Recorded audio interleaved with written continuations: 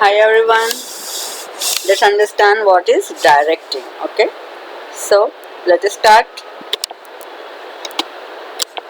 Now this lesson is a big lesson, and some of you have been absent in this particular lesson, so I'm making a video for you all because it's a very important lesson of 10 marks, right? So the video will be in two parts. So first let us look at the definition. Direction is the executive function of guiding and observing subordinates. Subordinates को कौन होता है? जो अपने under काम करते हैं. एक सुपीरियर होता है, वो डायरेक्शन देता है, and it is the executive function, मतलब वेरी इंपॉर्टेंट फंक्शन. एग्जीक्यूटिव इसलिए कि सुपीरियर करने वाला है, और वो क्या करेगा? सबॉर्डिनेट्स को गाइडेंस देगा, मतलब समझाएगा, काम समझाएगा, और ऑब्जर्व करेगा, यानी कि उनके ऊपर सुपरविजन करेगा, मतलब बाद में वो काम उसी तरह से कर रहे कि नहीं कर रहे, वो उनके ऊपर सुपरविजन रखेगा. That is according to Knudsen and O'Donnell. तो that is the definition given by them. Okay. तो इसका मीनिंग समझेंगे. तो मीनिंग में तो हमको एक समझ में आया है कि direction means to guide the workers, make them aware of the work. नया नया काम जब और आता है तो और क्या करना है, कैसे करना है, ये काम करने हैं, उसको बोला जाता है अवेयर करना. सुपरवाइज देयर वर्क, उनके ऊपर वॉच रखो कि जैसे बोला है वैसे वो कर रहे हैं कि नहीं कर रहे. And maintain their enthusiasm. कभी कभी क्या होता है, एक 9 to 5 जॉब की तरह लोग काम को ले लेते हैं और धीरे धीरे उनका वहाँ पे बोर्डम बढ़ जाता है. तो उनका वो एंथुजियाज्म बनाए रखना भी एक डायरेक्टर का काम है फॉर अकम्प्लिशमेंट ऑफ ऑब्जेक्टिव्स. तो ये अच्छे से ऑब्जेक्टिव्स अचीव कर पाओगे. तो ये कैरेक्टरिस्टिक्स में सबसे पहले है कि गोल ओरिएंटेड एक्टिविटी है ये, क्योंकि इसी से गोल अचीव होता है. At every level of management, ये हर लेवल पे है. कौन से लेवल से? मैनेजमेंट के top level, middle level and bottom level. तो ठीक है, तो टॉप लेवल मिडिल लेवल को गाइडेंस देगा, मिडिल लेवल बॉटम लेवल को गाइडेंस देगा, और बॉटम लेवल में जो सुपरवाइजर है, who is the representative of the management, वो फोरमैन को, और फोरमैन इन टर्न अपने टीम को यानी कि वर्कर्स को गाइडेंस देगा.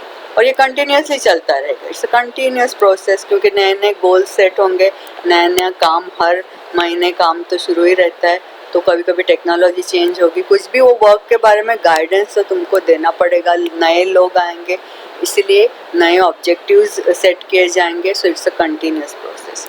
ऑब्जर्वेशन ऑफ फंक्शन, यानी कि उनका काम, whether they are doing work according to the direction given, ये तुमको चेक करना है. और इसका वाइडर स्कोप है, देयर इज नो एंड, कि ये काम ऐसे बता के नहीं बताया जा सकता कि 3-4 ही चीज़ें इसमें नहीं हैं.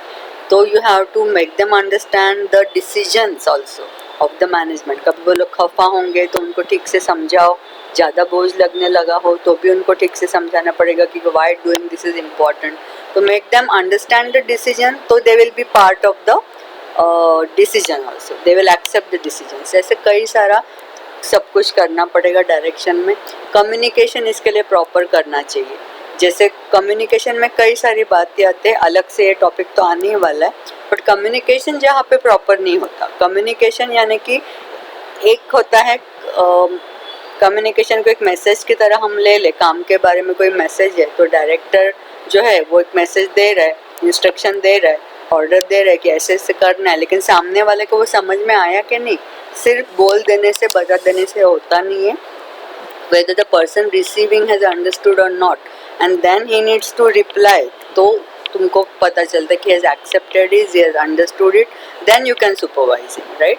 तो कम्युनिकेशन इज़ वेरी इंपॉर्टेंट. जहाँ पे रॉन्ग कम्युनिकेशन हो गया, कन्फ्यूजन हो गया, वहाँ पे प्रॉपर डायरेक्शन नहीं होगा. और मोटिवेट करना मतलब कैपेसिटी तो होती है बट विलिंगनेस नहीं होता. तो ये विलिंगनेस अंदर से जगाने की बात है. Willingness is a internal feeling. वो काम करने का विलिंगनेस उन लोगों में जगाना, उनको मोटिवेट करना, इनकरेज करना, that is also one characteristic of direction.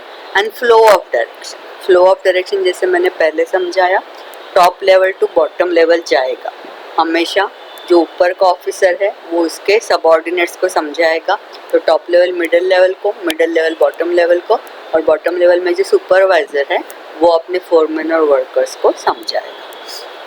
और it's a managerial function just like other managerial functions. This is a very important managerial function. दूसरे कौन कौन से? PODC जो हम बोलते हैं, प्लानिंग, ऑर्गेनाइजिंग, है ना, उसमें ही डायरेक्टिंग आता है, और कंट्रोलिंग. उसके अलावा स्टाफिंग, कोऑर्डिनेटिंग, ये सब फंक्शंस है. वैसे ये एक मैनेजरियल फंक्शन है, राइट. अभी इम्पोर्टेंस इसका क्यों है? Among all other managerial functions, direction has significant role as efficiency of employees depends on direction. तो डायरेक्शन जो देने वाला है वो उनको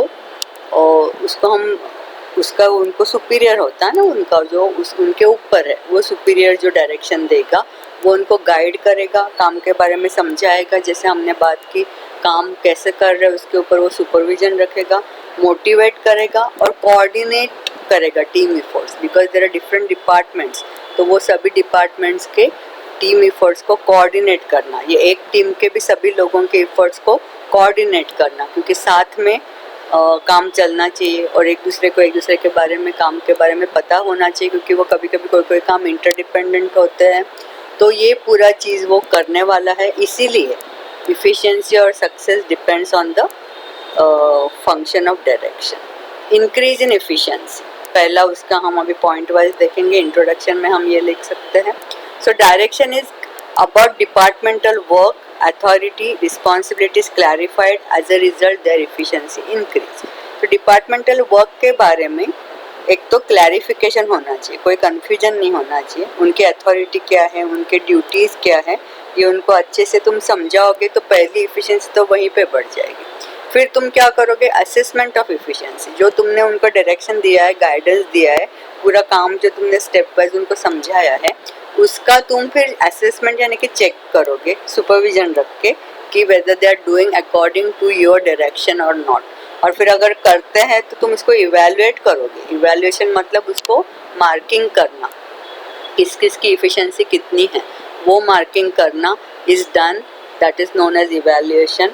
as to whether the work is done as per the direction or not. तो ये इवैल्यूएशन ग्रेडिंग, किसकी एफिशिएंसी ज़्यादा कम है वो ग्रेडिंग करने के बाद जो कैसे बेसिस पे किया जाता है, ऑन टाइम भी काम होना चाहिए, अच्छे से भी होना चाहिए. तो ये it is noted in the reports. तो इसके ऊपर उनका पूरा what ever remuneration everything is dependent and their promotions as well. Third आता है motivation, making employees aware of proper method. जैसे हमने बोला, उसी से एक मोटिवेशन उनको मिल जाता है, क्योंकि कन्फ्यूजन जो दूर हो जाता है वो इनकरेज हो जाते हैं. उनको पूरी जानकारी पहले चाहिए, तो काम कैसे करना है, मेथड के बारे में, रूल्स क्या है, पॉलिसीज ऑफ बिजनेस क्या है, ये सब चीज़ें अच्छे से पता होने से people are motivated, they are encourage. और उनके जो वर्क रिलेटेड प्रॉब्लम्स आप एक समझाओगे, लेकिन अगर वो सामने से बोलते कि हमको ये प्रॉब्लम आते हैं तो उनको सॉल्व करना पड़ेगा, तो उसी से भी उनको ज़्यादा encouragement मिल जाती है.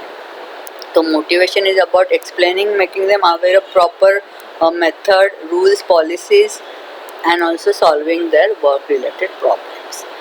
फिर उसका और एक इम्पॉर्टेंस इसके लिए है कि प्लानिंग बिकम्स इफेक्टिव. जब आप you are collecting necessary information about whether the work is carried as per plan. आप जो डायरेक्शन दे रहे हो कि इस तरह से काम करना है, वो काम प्लानिंग स्टेज में ही प्लान हो चुका था, तो वो उसी तरह से अगर कैरी ऑन हो रहा है फ्रॉम द सबऑर्डिनेट्स, तो क्या हो रहा है, तुम्हारा प्लानिंग इफेक्टिव हो रहा है. और ऑर्गेनाइजेशन भी इसी से इफेक्टिव होता है, क्योंकि employees are made aware of their authority and responsibilities by directing, जो हमने पहले भी देखा. So orders and instructions are followed properly, making the organisation effective. Confusion रहता नहीं है, उनको पता है कि क्या करना है. इसी से क्या बढ़ता है, coordination and cooperation. Direction helps to integrate employees' personal interest with the main goal. So cooperation is given. Here again I will talk about the same thing which I had already explained in the Zoom lecture. If you have seen the movie Mission Mangal, what happens is that ये सब बातें जो अभी हमने की वो वहाँ पे देखने को मिलती है कि उनको जो पूरे कंस्ट्रेंट्स आ रहे इस करके उनको पूरा वो कंटाला आ गया है। कई लोग तो एक दो जने छोड़ के जाने की तैयारी है।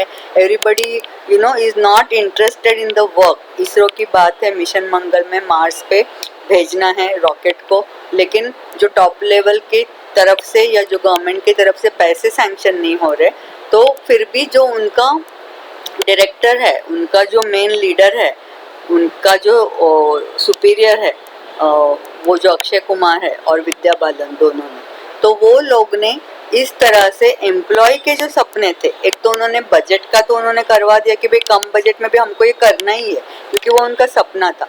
तो वो ऑर्गेनाइजेशन का, इसरो का सपना था, तो उस सपने को एम्प्लॉय के सपने से उन्होंने जोड़ दिया। एम्प्लॉयज जो वहाँ पे काम करने वाले थे, पूरे के पूरी team was very capable, but they were not willing because they had forgotten their dreams. तो उनके ड्रीम्स याद दिलवाए कि भाई तुमने इसरो ज्वाइन ही क्यों किया, because you wanted to send some rockets in the space, that's why you joined ISRO. तो वो बचपन से उनको उनके सपने से कनेक्ट करने के बाद फिर वो उनका 9 to 5 जॉब रहा नहीं, तो their goals were integrated to the goal of the organization. ये जब इंटीग्रेशन हो जाता है, ये एक कॉमन गोल बन जाता है, उसके बाद कोऑपरेशन तो आना ही आना है और कोऑर्डिनेशन से वो लोग काम करेंगे और सक्सेस की तरफ ऑर्गेनाइजेशन बढ़ेगा। ठीक है, so direction coordinates the function of employees and also function of control जो है, जो नेक्स्ट फंक्शन आता है PODC, तो C इज कंट्रोल। तो डायरेक्शन में तुम क्या कर रहे हो, you help to reduce the work related errors, क्योंकि तुम सुपरविजन रख रहे हो, जहाँ पे गलती हो रही है तुम वहाँ पे उनको करेक्ट करने वाले हो। So next function of control becomes easy, क्योंकि डायरेक्शन में काफ़ी सारा तुमने उसके ऊपर ध्यान रखा हुआ है। इंक्रीज इन एंथुजियाज्म, तो ये तो मेन काम ही है जो हमने पहले बोला कि 9 to 5 जॉब की तरह ले रहे थे, फिर वो एक सपना बन जाता है। तो इस तरह से डायरेक्शन देना चाहिए। Direction can change the employees attitude, ये एटीट्यूड की बात है, पूरी एटीट्यूड चेंज हो जाती है। Increase the interest level, so employees cooperate to bring solutions in case of hurdles. फिर जब मुश्किलें आती है, if you have not seen Mission Mangal, I tell you to see Mission Mangal, it's a fantastic movie, Mission Mangal 2। Okay, so उसमें क्या होता है कि उसमें एक तो फ्यूल का प्रॉब्लम है, पहले तो पैसे का ही प्रॉब्लम है, तो कम पैसे में काम करना है, तो सब जगह पे पैसे की कॉस्ट कटिंग है। तो फिर क्या होगा कि इतने कम कॉस्ट में पूरा मार्स का फ्यूल तो नहीं है उनके पास, तो क्या किया, एक पूरा एक डेफिनेट ऑर्बिट तक जाने के लिए तो उनके पास फ्यूल है। उसके बाद व्हाट दे डिड, जो उन्होंने सोलर पैनल्स का पूरा इंतज़ाम किया है, वहाँ पे सोलर पैनल्स खुल जाते हैं और वो कैसे अपना ही फ्यूल बना के वहाँ से आगे चलता है। तो वो जो भी हर्डल्स यानी कि डिफ़िकल्टीज आती है, वो एम्प्लॉयज़ खुद ही सॉल्यूशन उसका लेके आते हैं सामने। तो इस तरह से एवरीबडी इज मोटिवेटेड या encouraged, और that increases the enthusiasm. Finding deviation, supervision helps to find deviation. Director का काम ही है, वो सुपरविजन रख रहा है तो उसको पता है कभी उन्होंने कोई गलत चीज़ की है तो वो बताएगा कि ये ऐसे नहीं चलेगा, ये डेविएशन हो गया। हमारा स्टैंडर्ड क्या है, जैसे हमने अभी बोला कि हमारा स्टैंडर्ड फ्यूल का बजट तो ये है, तो इतना ही फ्यूल लगेगा, इसमें ही काम, तो उसका कैसे सॉल्यूशन लाना है। तो उसका अगर कोई ज़्यादा फ्यूल से वो लोग प्लानिंग कर रहे, तो वो जो डेविएशन आ रहा है उसको करेक्ट करना पड़ेगा। So it can be corrected in initial stages only, और उसके सॉल्यूशंस फाइंड करने पड़ेंगे, और ये यहीं पे किया जाता है। That is finding deviation and correcting. Deviation is changes. So now we have seen the characteristics of directing, and now we are going to look at the elements of directing. ये बड़ा ही important lesson है। Elements of directing भी 5 marks के लिए पूछा जा सकता है, या उसमें से एक दो चीज़ें समझाने के लिए पूछी जा सकती है, because it's a long topic। तो elements of directing में 4 चीज़ें हैं पहले तो 2 marks के लिए तो ये पूछेंगे ही क्या क्या 4 चीज़ें हैं, सुपरविजन, मोटिवेशन, लीडरशिप और कम्युनिकेशन। 2 मार्क्स के लिए या 3 मार्क्स के लिए पूछ डाला तो चारों चीज़ों को शॉर्ट में समझाने के, और वहाँ पे तुम्हारा 3 मार्क्स का काम हो जाएगा। अदरवाइज हर चीज़ 5 मार्क्स का क्वेश्चन की तरह भी पूछा जाता है। Supervision, everything is in detail. तो पहले हम सुपरविजन देखेंगे। आरसी डेविस ने सुपरविजन का जो डेफिनेशन दिया है कि supervision is the function of assuring that work is being done according to plan and instructions, जो हमने अभी समझा. In simple terms, to supervise the work done by workers is supervision. So that is very simple. Meaning, supervision is done of the internal working of the organization. अंदर जो काम कर रहा है, एक्चुअल डे टू डे जो वहाँ पे routine काम चल रहा है, उसके ऊपर ध्यान रखना पड़ता है, उसको बोला जाता है सुपरविजन. तो इसीलिए it is required more at the bottom level. Bottom level पे एक्चुअल काम चलता है ना, उसी को तो हम फंक्शनल एरिया बोलते हैं. तो bottom level manager observing the work of the foreman and workers is called the supervisor. Supervisor कौन है? जो बॉटम लेवल का मैनेजर है और वो फोरमैन और वर्कर के काम पे ऊपर ध्यान रखता है. तो he is the key person, जिसको कि हम लिंक बोलेंगे, between home middle level management and the workers. तो ये भी एमसीक्यू के लिए बड़ा ही इंपॉर्टेंट है, या 1 मार्क के लिए, कि supervisor is the key person who is the link between middle level management and the workers.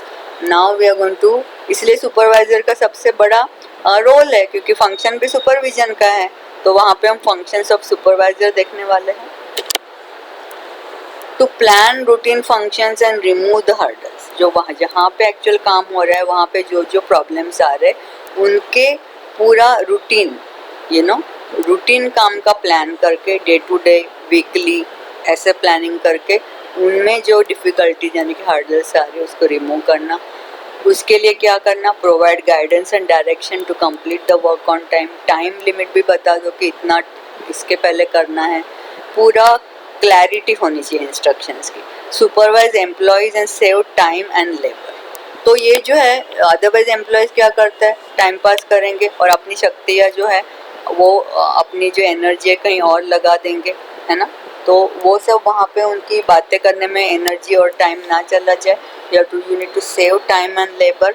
और वो जो हमने टाइम स्टडी और वो भी हमने देखा है मोशन स्टडी, वो भी इसमें इम्पॉर्टेंट है. दोनों तरीके से इसको समझना है. तो बहुत ही उनके ऊपर सुपरविजन रखोगे तो वेस्टेज ऑफ टाइम नहीं करेंगे, और टाइम स्टडी और मोशन स्टडी किया हुआ होगा तो भी उनका टाइम और लेबर बचेगा. Integrate employees personal interest with productivity of the business. वो मैंने अभी भी तुमको समझाया है. तो लोअर लेवल पे और हम इसको कैसे समझते हैं कि प्रोडक्टिविटी जिसकी ज़्यादा होगी, इफ़िशियंसी, काम जो टाइम पे ख़त्म करता है, ज़्यादा चीज़ें बना लेता है, ज़्यादा एफिशिएंट है, उसको प्रोडक्टिविटी से अगर आप जोड़ दोगे तो प्रोडक्टिविटी और पर्सनल इंटरेस्ट क्या होता है? सैलरी. वो हमने पहले भी देखा जब हम मैनेजमेंट के बारे में हमने पढ़ा था कि इफ़िशिएंट को हमेशा ज़्यादा दिया जाएगा सैलरी या रेम्यूनरेशन. तो इफ़िशिएंट को ज़्यादा मिलेगा, इस करके वो पर्सनल इंटरेस्ट से जोड़ दोगे तो वो प्रोडक्टिविटी बढ़ाने का डेफिनेटली ट्राई करेंगे, क्योंकि efficient will get 30 to 100% more remuneration. तो motivate employees to increase efficiency. इस तरह से तुम उनको डेफिनेटली मोटिवेट कर सकते हो और इनकरेज बार बार करना चाहिए. उसके कई तरीके, मोटिवेट का अलग से पूरा टॉपिक आने ही वाला है. तो उनकी इफ़िशियंसी पे उनकी थोड़ी शाबाशी देने से भी उनको मोटिवेट किया जा सकता है. ऐसे कई सारे डिटेल हम बाद में देखेंगे. Maintain feeling of oneness. पूरा एक टीम का फीलिंग वहाँ पे क्रिएट करो कि भाई हमको जीतना ही है, वी आर अ टीम. तो दैट वननेस का फीलिंग वहाँ पे मेंटेन करना है. And make effective and fast communication.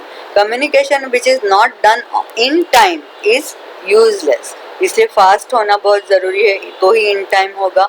और इफ़ेक्टिव करो, वो उन तक पहुंचा कि नहीं, वो समझे कि नहीं, उसका ख्याल रखो. उसको बोला जाता है इफ़ेक्टिव कम्युनिकेशन. फिर क्या करो उनको, सुपरवाइज़र के हम फंक्शंस देख रहे हैं. Provide guidance when ever new technology is introduce. New technology आएगी तो समझाना तो पड़ेगा ही, वो अच्छे से समझाओ. Maintain discipline. रूल्स उनको पता होने चाहिए और वो रूल को मेंटेन करें. Provide training. जहाँ पे ज़रूरत पड़े वहाँ उनको ट्रेनिंग दे दो. Be a friend, philosopher and a guide. Bossing नहीं करना है एक तरह से, है ना. तो मतलब ये नहीं कि एक रिश्ता बनाना है उनके साथ.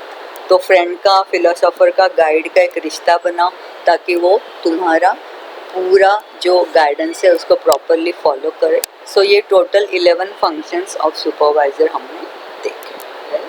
तो go through it as I have told you. Prepare always the main points. Yes. So now 4 elements हमने देखे. उसमें से कौन कौन सा हमने देखा है अभी तक? कौन से 4 थे? पहले तो supervision, motivation, communication and leadership. बराबर है. तो हमने सुपरविजन देखा, अभी हम मोटिवेशन देखने वाले हैं. तो पहले तो हम डेफिनेशन देखेंगे. Motivation is the act of stimulating someone और वन सेल्फ, खुद को भी मोटिवेट किया जा सकता है, to do desire course of action. ये जूशियस ने दिया हुआ है. तो वो जो हम बैठे रहते हैं ना कि कंटाला आ रहा है, वो अपने आप को भी कभी देखो घर में भी मोटिवेट करना पड़ता है कि भाई चलो एक कॉफ़ी पी लेंगे और हम शुरू हो जाएंगे काम करने के लिए. तो जिस तरह से भी बन पड़ता है किसी को या खुद को स्टिम्युलेट करना to start that action, that desire course of action, that is known as motivation. According to Morgan, it is a state of mind. ये अंदर से आना चाहिए, मन से आदमी इंसान खड़ा होकर काम करने को शुरू करना चाहिए. तो it is a state of mind that leads workers, थोड़ा सा दिख नहीं रहा है but I am telling, that leads workers towards objectives. So motivation is about willingness. मैंने पहले ही बोला कि कैपेसिटी तो होती है. Now you can see properly. So motivation is about willingness to do work. It is an internal feeling, वो अंदर से आता है. सो कैपेसिटी ऑफ वर्क में B there but willingness is different. To look at the work not as a 9 to 5 job. तो फिर 9 to 5 job वाले जो होते हैं वो हाथ पांव से काम करने वाले होते हैं, लेकिन जो मोटिवेटेड होते हैं वो दिल से काम करते हैं. वो दिल से काम करने की भावना जगाना, उसी को मोटिवेशन बोलते हैं. तो man needs motivation to use his special abilities and proficiency. फिर वो अपनी पूरी जो एबिलिटी और प्रोफिशिएंसी है उसको फुलेस्ट यूज करेंगे. तो इसीलिए ये मोटिवेशन नहीं बड़ा ही इम्पोर्टेंट है.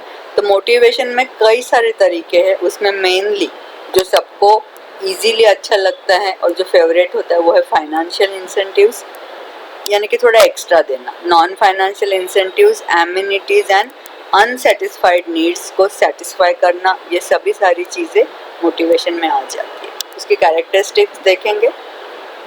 एक तो ये इंटरनल इंस्पिरेशन है, अंदर से आना चाहिए. Realization about the strength from within, इसलिए मिशन मंगल देखना बहुत ज़रूरी है पार्ट 2. तो उसमें कैसे कि सबके अंदर कैपेसिटी है, लेकिन वो रियलाइजेशन फ्रॉम विद इन आना चाहिए कि मुझे ये यूज़ करके मुझे ये सपना पूरा करना ही है. फिर से psychological concept, because every person is different. So according to the mental status different things provide inspiration. शायद हर एक से अलग अलग से बात, अलग अलग तरीके से बात करनी पड़े, तो वो साइकोलॉजिकल कंसेप्ट है. Because human beings are different, हर एक के घर की सिचुएशन डिफरेंट है, हर एक के प्रॉब्लम्स डिफरेंट है. तो यू हैव टू, इसीलिए फ्रेंड, फिलोसोफर, गाइड, ये सब बोला जाता है. You have to provide inspiration. Increase in efficiency, motivation boost the morale. उनका क्या, कॉन्फिडेंस. मोरल यानी कि कॉन्फिडेंस बढ़ाता है. तो जब तुम उनका सपना और कॉमन गोल को जोड़ देते हो तो वो भी अंदर से उनका विलिंगनेस जगता है, उनका कॉन्फिडेंस जगता है, and their encourage. So productivity and efficiency increases. It's a continuous process, एक बार करके ऐसे कुछ नहीं होता. जब तक बिजनेस शुरू है ये सब बातें करनी पड़ती है. Motivation, direction, guidance are needed continuously by employees to maintain positive attitude, है ना. जैसे हमारा फ्रीडम स्ट्रगल देखो ना, कैसे गांधी जी ने सबको मोटिवेट किया, तो वो बार बार करना पड़ता था. इसीलिए अपने एक्शन से करते हैं, डायरेक्शन से करते हैं, गाइडेंस से करते हैं. लोगों को पता है कि क्या करना है, लेकिन कैसे करना पता नहीं है, तो वो कंटिन्यूस प्रोसेस है, बताना पड़ता है बिजनेस में भी. रिडक्शन इन लेबर टर्नओवर, तो इस तरह से अच्छा अगर तुम मोटिवेशन दोगे तो वो तुमको तुम्हारा जॉब छोड़ के चले जाएंगे नहीं. Remuneration, job satisfaction and respect given to the employees help to motivate the employees and they will not leave your company. So it reduces labor turnover. Motivation, direction is needed. हाँ, यहाँ पे अभी ये हमारा आ गया reduction in labor turnover. So remuneration, job satisfaction and respect help to motivate the employees and they don't leave the job. Achievement of goals इसी से possible होता है. ठीक है. तो reduction in labor turnover, achievement of goals when motivation is given properly. ये उसके characteristics हम देख रहे हैं. Personal and business goals are integrated by motivation. उनका वो सपना बना दो जो ऑर्गेनाइजेशन का गोल है. वो इसीलिए सिलेक्शन के टाइम से ध्यान रखना पड़ता है ना, इंटरेस्टेड लोगों को ही सिलेक्ट करना चाहिए. तो वो कॉमन गोल, कॉमन सपना होगा तो they are easily achieve. The achievement of goal is done. Wider scope, it is a very broad concept जो पहले से मैं तुमको वैसे उसमें स्प्लेंडर है. इसलिए जो मैं गांधी जी का उदाहरण तुमको दे रही हूँ या मिशन मंगल का उदाहरण, तो ये बहुत ही मैग्निफिसेंट स्प्लेंडर एक टास्क है जिसको एक जैसे सूरज रोशनी देता है वैसे एम्प्लॉयज़ को वो सूरज बन के रोशनी देनी पड़ती है।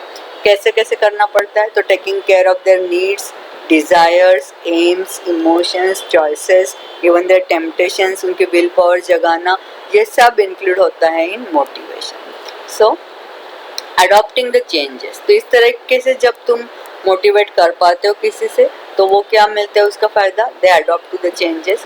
Changes can be about what, ये वन लाइन के लिए भी पूछा जा सकता है।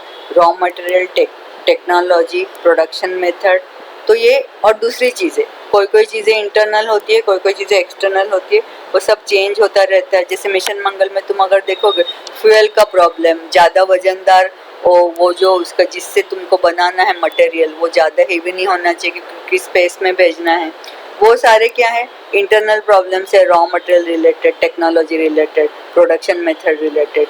बट जब छोड़ने की बारी आती है एंड में, मिशन मंगल का बात कर रही हूँ पार्ट 2 का, जब छोड़ने की बारी आती है तो उस दिन धूप तो होनी चाहिए, हवा तो क्लियर होनी चाहिए, तो बारिश होती है। तो एक्सटर्नल फैक्टर्स भी कभी कभी फेवर में नहीं होते, लेकिन फिर भी you need to make your team so motivated कि they can adopt to the changes, है ना। सक्सेस फेलियर दोनों को ठीक से हैंडल कर पाए और इन द एंड वो कैसे सूरज आ जाता है और वो एंड में उनका रॉकेट चला जाता है ऊपर। सो ये कांस्टेंट रहता है अडॉप्टिंग चेंजेस में, उनको चेंजेस से अडॉप्ट करना, चेंजेस से एडजस्ट करना, ये हो जाता है because of proper motivation. So they can motivation helps workers to accept the changes. Pull to get cooperation, motivation से ही लोगों के अंदर एक फीलिंग आता है, एक जॉब सेटिस्फैक्शन आता है, क्योंकि तुम इतना एक फ्रेंड, फिलोसोफर, गाइड बन के उनको मोटिवेट कर रहे हो तो they feel good and they give cooperation. और हायर अथॉरिटीज़ यानी कि तुम जो सुपीरियर हो वहाँ पे डायरेक्शन दे रहे हो, वो हायर अथॉरिटीज़ से कोऑपरेशन करते हैं। पॉजिटिव एटीट्यूड पैदा हो जाती है, प्रॉब्लम्स आर सॉल्व। वहाँ पे देखोगे वो मूवी तो सब पता चल जाए, it's a wonderful movie and very apt for this topic. तो problems are solve and can do attitude, can do, I can do, that attitude increases and development becomes possible। नहीं तो हमारा रॉकेट जाता ही नहीं मार्स पे। इस तरह की सिचुएशन वहाँ पे होती है, फिर भी वो कैसे चला गया, तो कैसे इसरो ने काम किया, वो देखने जैसी है। तो उसमें पूरा वो पॉजिटिव एटीट्यूड का भी यू कैन सी कि how employees themselves when the dream of the employee is integrated with the common goal of the organization, so that can do attitude increases and development is possible। one of the function of management तो है ही, but it's a very important function because management has to get work done from men who are a living factor, इसलिए उनको motivate करना बड़ा ही important है and it is one of the functions of management। ये 11 characteristics हमने motivation की देखी। characteristics के अंदर लिख पाओगे तुम अच्छे से, लेकिन पहले वो main उसके point टाइटल्स, 11 टाइटल्स तुमको याद करके रखने हैं। नाउ अभी हम बोल रहे कि मोटिवेट तो हमने कई सारे देखे कि भाई तुम मॉनेटरी इंसेंटिव दे के करो, पैसा थोड़ा ज़्यादा दे दो, है ना, एफिशिएंसी के अकॉर्डिंग, तो उससे भी वो सेटिस्फाई होते हैं। फिर हमने बोला कि नॉन मॉनेटरी इंसेंटिव्स भी है, लेकिन एक नीड्स की भी बात है, उनकी नीड्स को सेटिस्फाई करना, उससे भी वो मोटिवेट होते हैं। तो इसके लिए पहले तो नीड्स क्या है एक इंसान की, ह्यूमन बीइंग की, वो समझना बड़ा ही ज़रूरी है। और ये ड्राइंग उसमें तुमको अच्छे से उसकी प्रैक्टिस करके ये फिगर वहाँ पे देनी बहुत ज़रूरी है। और ये जो नीड्स है ह्यूमन नीड्स, उसकी बोला जाता है हिरार्की, मतलब पहली, दूसरी, तीसरी, चौथी, जो ऊपर नीचे से ऊपर तक, यानी कि जो नीचे है वो बेसिक है, और फिर ऐसे ऐसे उसका बाकी की पहली जो सेटिस्फाई होती है उसके बाद ही दूसरी जगती है, फिर तीसरी जगती है, फिर चौथी, पांचवी जगती है। पहले तो पहली सेटिस्फाई होनी चाहिए, इसलिए वो बेस में दी गई है, वो बेसिक है। तो वो हिरार्की उसको बोला जाता है, that arrangement, one after one. तो वो जो हिरार्की है, अरेंजमेंट है, वो hierarchy of needs was given by Abraham Maslow. तो उसको हम लोअर नीड्स बोलते हैं, यानी कि फिजियोलॉजिकल नीड्स। लोअर नीड्स में क्या क्या आता है, पहले तो जिंदा रहने के लिए जो फिजियोलॉजिकल ये बॉडी है उसको जिंदा रखने के लिए क्या चाहिए हमको, फूड, क्लोथिंग एंड शेल्टर, तो नंबर 1 में वो आता है। फिर safety needs, food, clothing and shelter मिल गया, इंसान जिंदा रह पा रहा है, फिर उसको सेफ्टी नीड्स चाहिए कि कोई आके मुझे फिजिकली हार्म ना करे, मेरे पैसे ना चुराए। तो ये सब सेफ्टी नीड्स के लिए फिर वो क्या करता है, वो अपना सेविंग अकाउंट खोल लेगा, या तो वो अपना इंश्योरेंस कर लेगा, ये सब सेफ्टी नीड्स की बात है। तो उसके बाद ये दोनों चीज़ें, मतलब वो अभी स्टेबल हो गया, उसको सेफ्टी नीड्स भी उसको मिल गई, his safe, his life is safe, his job is safe, his earning is safe, तो ये सब उसका लाइफ स्टेबल हो गया। फिर उसको सोशल नीड्स आती है। फिर वो अभी उसके पहले वो ऊपर वाली नीड्स के बारे में सोचता ही नहीं है। ये जब सेटिस्फाई हो जाती है सेकंड नीड, फिर सोशल नीड तीसरी, यानी कि फिर वो सोचता है कि मुझे क्या चाहिए, love and affection. I need to be cared for, तो मुझे फैमिली से लव एंड अफेक्शन चाहिए, मुझे फ्रेंड सर्कल से लव एंड अफेक्शन चाहिए, मुझे वर्किंग जो मेरा जो ग्रुप है उनमें से भी लव रिस्पेक्ट चाहिए, अफेक्शन चाहिए, है ना। और मुझे ऑल ओवर सोसाइटी ने मुझे एक्सेप्ट कर लेना चाहिए as a part of them. तो ये फैमिली ने एक्सेप्ट करना चाहिए, लव अफेक्शन देना चाहिए, फ्रेंड्स और वर्क ग्रुप्स में भी उनको एक्सेप्टेंस चाहिए, उनको एक रिस्पेक्ट से ट्रीट करना चाहिए, अच्छे से ट्रीट करना चाहिए। सोसाइटी एज अ होल उनकी तरफ से अच्छे से देखना चाहिए, उनको एक्सेप्ट करना चाहिए सोसाइटी के as a part. Then esteem and status needs. उसके बाद next, now they want to progress, now they want to increase the status. After the third need is completed, then the fourth need will come in mind, that I want to increase my status, I want to have a higher standard of life, I want to have खुद का self esteem मुझे बढ़ाना है, यानी कि लोगों की नज़र में उनका रिस्पेक्ट, उनकी वैल्यू बढ़नी चाहिए। तो that is selfie esteem and status में to increase one's higher status in life. तो उसके बाद ये भी अगर पूरा हो गया, अच्छी पोजीशन तुमको मिल गई, तो उसके बाद तुमने प्रोग्रेस कर लिया, तुम्हारा स्टेटस भी अच्छा है, तो then comes the top level की need, that is self actualisation and self realisation needs. यानी कि now you are actually having a high standard life in the fourth stage only, but now you want to achieve the topmost level. That means you need to reach the top. Now you want to become the best in your field. So how can you become the best in your field? Like in cricket, how Sachin has done, or in singing career, how Lata Mangeshkar has done, या फिर in business, how Mukesh Ambani has done. इस तरीके से ये 5 need one after one आती है, और ये जो हिरार्की इसको बोला जाता है, क्योंकि ये वन आफ्टर वन है। तो ये दैट हिरार्की कि पहले कौन सी सेटिस्फाई होनी चाहिए, फिर कौन सी जगती है, फिर कौन सी जगती है, it was given by the expert and psychologist Abraham Maslow. ठीक है। सो अब्राहम मैस्लो ने प्रिंसिपल ऑफ ह्यूमन मोटिवेशन 1943 में आर्टिकल लिखा, जिसमें उन्होंने हिरार्की ऑफ ह्यूमन नीड्स तुमको दी है, जो हमने अभी डिस्कस की। तो वो तुम लोग तैयार कर लो। ठीक है। तो it is very important, 3 mark के लिए तो मोस्ट टाइम पे क्वेश्चन है। एंड अब्राहम मैस्लो का नाम MCQ के लिए भी तुमको बहुत अच्छे से याद रखना चाहिए। So go through this, read it. So I have talked about it just now. Okay. So you can represent it. That diagram is the most important. But for you understand, to make you help you understand better, उसी चीज़ को फिर से हम देखेंगे। Physiological needs में shelter, food वगैरह की बात है। सिक्योरिटी नीड्स में स्टेबिलिटी की बात है। एक अगर ह्यूमन बींग का देखना है तो जनरल लाइफ में ये बजट दिया हुआ है। और बिलोंगिंगनेस में जो अफेक्शन और लव की बात है, फ्रेंडशिप, फैमिली और वर्क ग्रुप और पूरा सोसाइटी की तरफ से। फिर एस्टीम यानी कि status, higher standard of living, और फिर अचीवमेंट, टॉप मोस्ट अचीवमेंट। ये चीज़ को हम जनरल सेंस में देख रहे तो ऑर्गेनाइजेशन में हम कैसे देख सकते हैं? पहले तो बेसिक सैलरी मिलनी चाहिए, फिर सेफ्टी नीड्स में वो पेंशन प्लान, इंश्योरेंस वगैरह की बात आती है। फिर फ्रेंड्स इन वर्क ग्रुप भी होने चाहिए। फिर एक जॉब टाइटल, पोजीशन, प्रमोशन, है ना, वो मिलना चाहिए। और उसके बाद हाईएस्ट टॉप लेवल पे जाना है तो dream job, highest challenging job, ये हम ऑर्गेनाइजेशन की तरह से भी इसको समझ सकते हैं। Now we are going to look at some incentives. उसके पहले तो हमने बोला कि मोटिवेशन नीड्स को सेटिस्फाई करके भी दिया जा सकता है, और इंसेंटिव्स में भी नीड्स को एक सेटिस्फाई करना बात आएगी। इसके लिए हमने पहले मैस्लो का समझ लिया। अभी हम इंसेंटिव का टॉपिक देख रहे हैं कि व्हाट इज इंसेंटिव का definition. Something that insights action, है ना, अंदर से जगाता है, एक्शन लेने की भावना अंदर से जगाता है।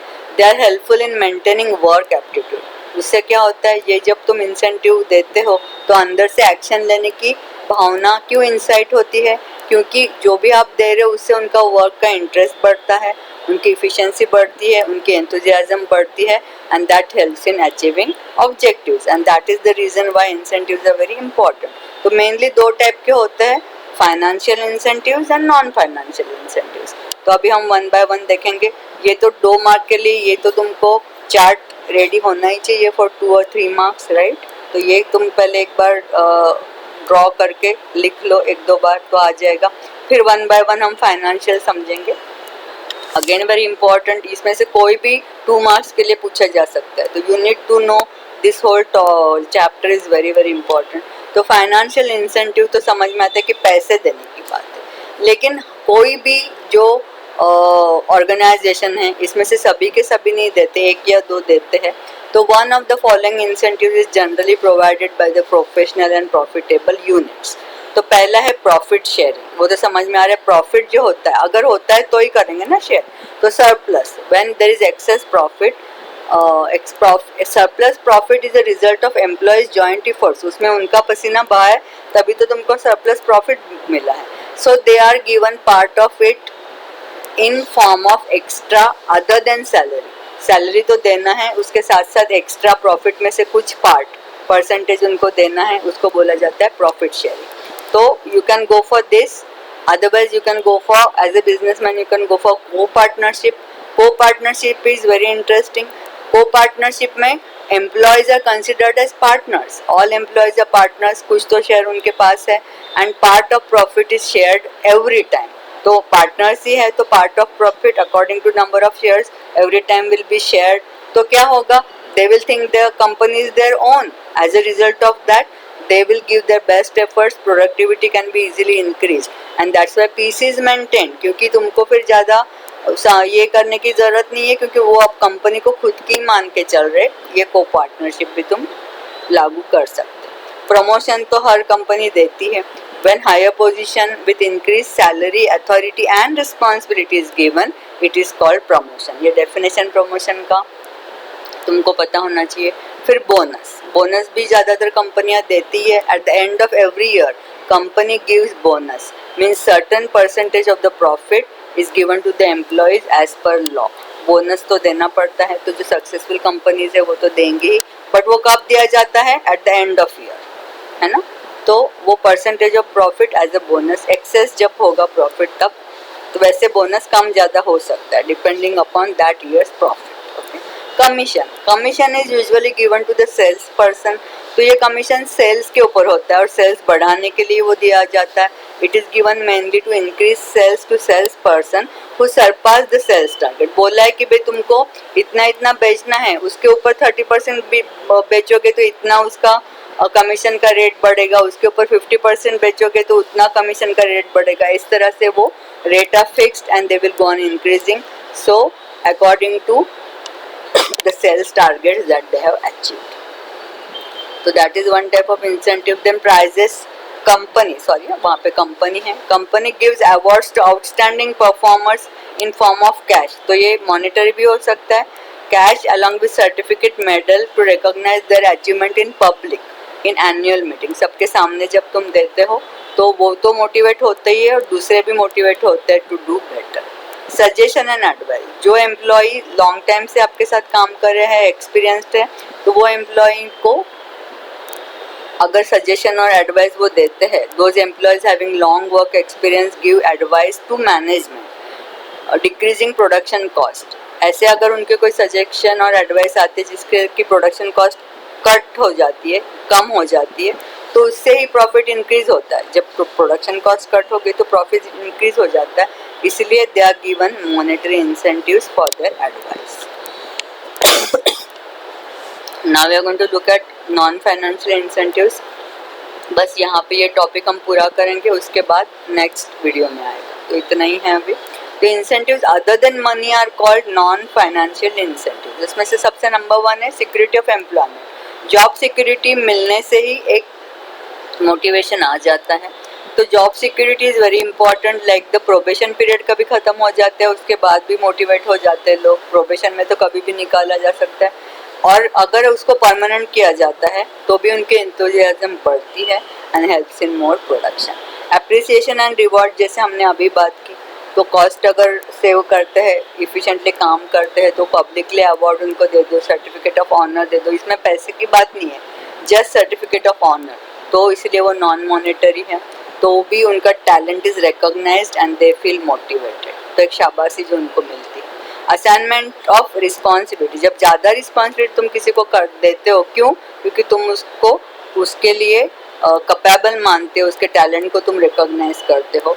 तो when employees are given special responsibility with training and direction, उसके लिए भी तुम उनको तैयार करते हो, पहले ट्रेनिंग देते हो, गाइडेंस देते हो, तो भी उनका कॉन्फिडेंस बढ़ जाता है and they are inspired to work more. तो assigning more responsibilities also helps to inspire. Adviser की तरह अगर किसी को तुम ट्रीट करते हो, जो स्टेबल लॉन्ग टर्म काम करने वाले एम्प्लॉय जो इफिशिएंट है, उनके एडवाइस इज सॉट, मतलब is taken in the policy matters, तो they feel very important and they are encourage. Welfare activities and amenities, तो कौन कौन सी होती है? जो भी फैसिलिटीज़ है जो बड़े बड़े ऑर्गेनाइजेशन का होता है, जैसे तुम ONGC वगैरह देखोगे तो, और बाकी भी सब चीज़ें, लेकिन वहाँ पे ONGC का तो स्कूल भी होता है, इसलिए मैं बोल रही हूँ. तो facilities like canteen, sports, entertainment, जैसे कोई क्लब होगा या कोई एंटरटेनमेंट प्रोग्राम तुम वीकली तो नहीं कोई करेगा, बट मंथली, 6 मंथली या वंस ए ईयर भी अरेंज करते हो. फिर लाइब्रेरी फैसिलिटी, ट्रेनिंग फैसिलिटी तो ज़रूरी ही है. मेडिकल सर्विसेज भी कोई जैसे इसरो के भी medical services they are providing to the employees, तो इससे भी इफिशिएंसी बढ़ जाती है. इसके अलावा कई सारे अदर इंसेंटिव्स होते हैं. तो कैसे होता है? जैसे कि हाउसिंग फैसिलिटी कोई देते हैं, जैसे इसरो का हाउसिंग फैसिलिटी भी होता है. लाइफ इंश्योरेंस देते हैं, स्कूल फॉर चिल्ड्रन, जैसे मैंने ONGC की बात की.